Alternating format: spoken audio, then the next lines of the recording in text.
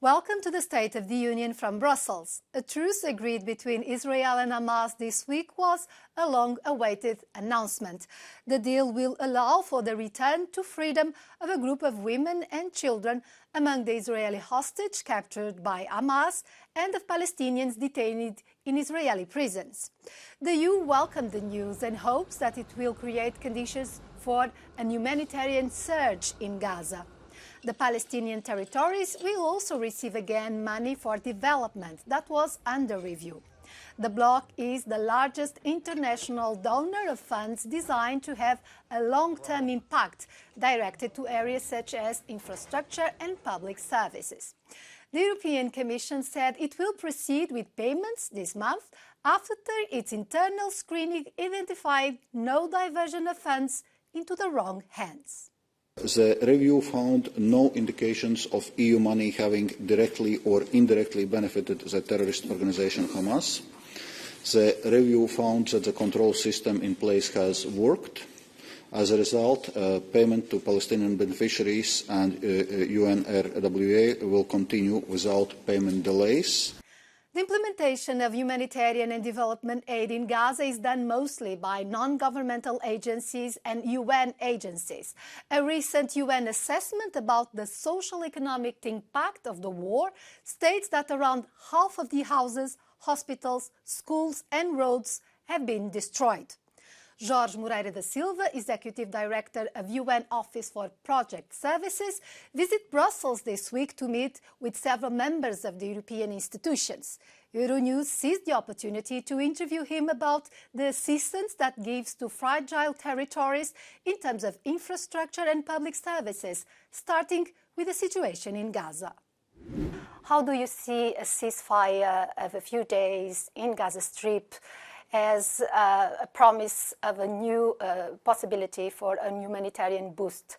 We have seen more children being killed in 5 weeks than in all the conflicts in the world in the last 4 years. We have seen even the UN premises being under strikes.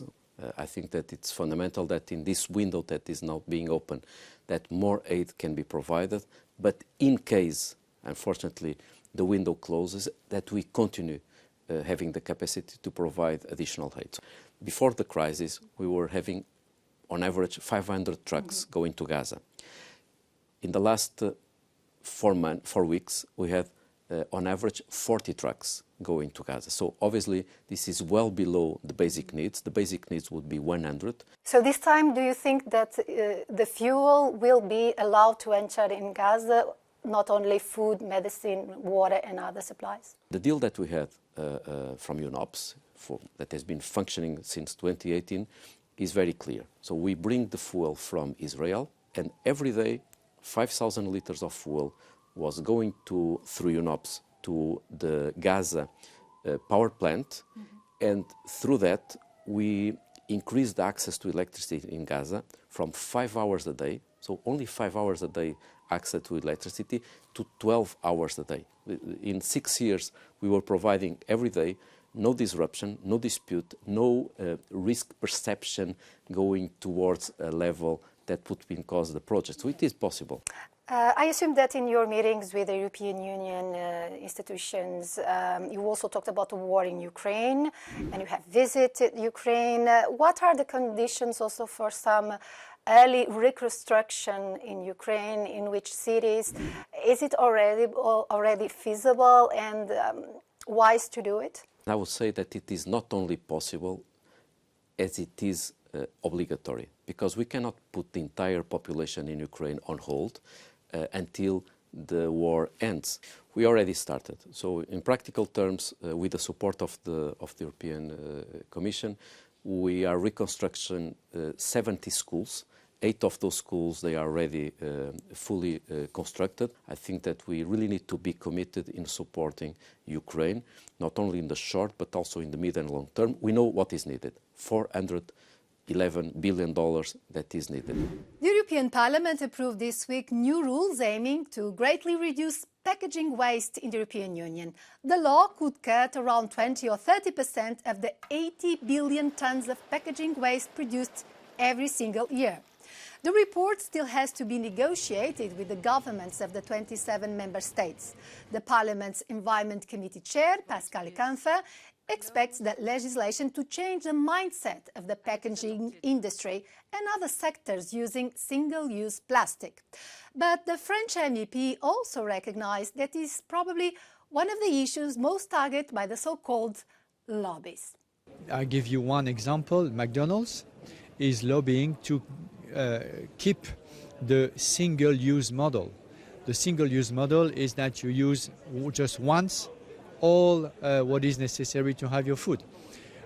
The alternative to this is precisely the proposal we push for, meaning that when you are in a McDonald's or KFC or Burger King restaurants, on-site, not takeaway, on-site, then why should you use, to drink your Coke, a single-use cup and not just a glass? Why? The European Union support to Ukraine also includes regular visitors of its most important leaders to the country. This week it was Charles Michel, President of the European Council, that wanted to mark the 10th anniversary of the Maidan Revolution. The mass protest toppled a Moscow-backed president and set Kyiv on a pro-Western course. Michel said that heroes and heroines lost their lives standing up for Ukrainian association with the European Union and for freedom and democracy. During the work meeting, the Ukrainian president said he hopes the country will get the green light to begin formal accession talks. That decision will be made during the EU summit next month, and Volodymyr Zelensky stressed that it would help Ukraine to believe that there is justice. This is all from me. Thanks for your attention.